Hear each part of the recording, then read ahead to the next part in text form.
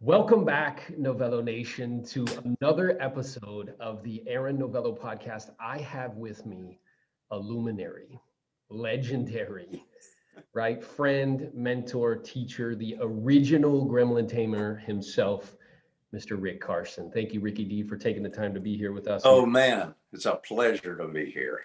And for those who don't know kind of the story of how I came in contact with Mr. Rick Carson is, it was a stage in my life where I was maneuvering kind of props and players outside into configurations that pleased me. I was doing well in business. And if people were to look from the outside in, they would say, hey, everything's going great.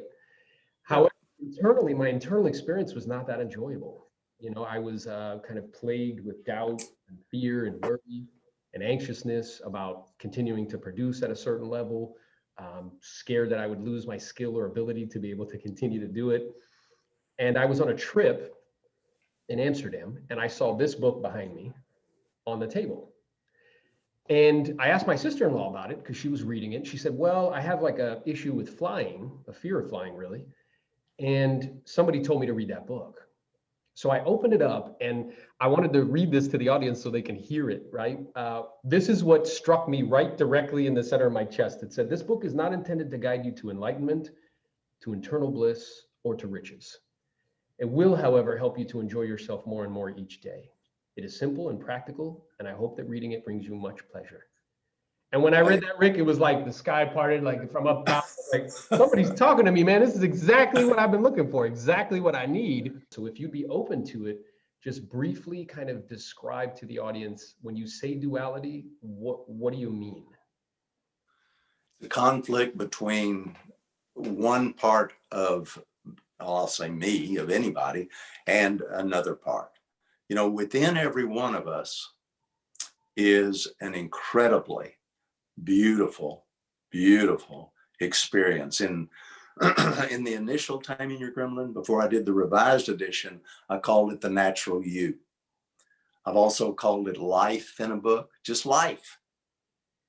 Prana, Ray, Chi, Ki, the primordial vibration, Elan Vital, God, the kingdom within. It doesn't matter what in the hell you call it because it existed before the word. But there is a thing in there, something infinite, that came together, in my case, and yours, and everyone who's with us now. That infinite thing came together with something finite, our bodies. I'll speak in the I frame, my body. Something infinite, something finite came together to create the entity that answers to my name, okay? Those two things are together. They're connected by the breath. So there's that beautiful thing, and it's beautiful. The best thing about it is how wonderful it feels. I'm going to say a little more about it, and it can guide us. It can tell us, once you're in touch with it, who to hang out with, what and who to get the hell away from. It's a beautiful thing. And there is something else within every human being I've ever met. So I guess it could change tomorrow, but so far, across the board, there's another side that exists.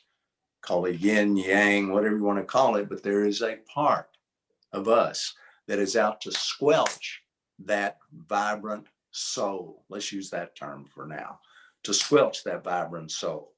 That's the duality I'm referring to, okay?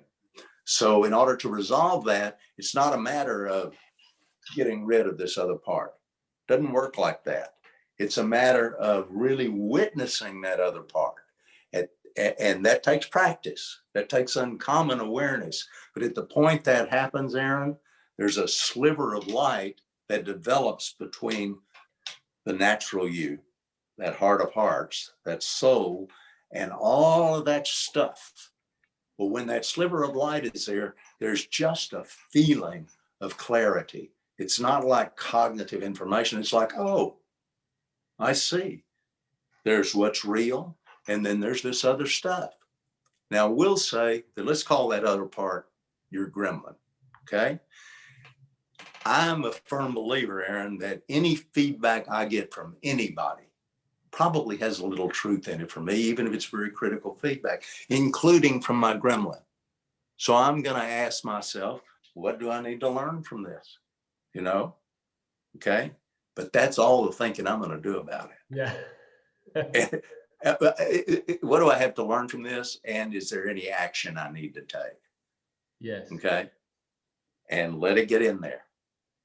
But the method, as you know, the gremlin timing method is very precise. It's very elaborate. And as you well know, it takes practice. You got to practice with it.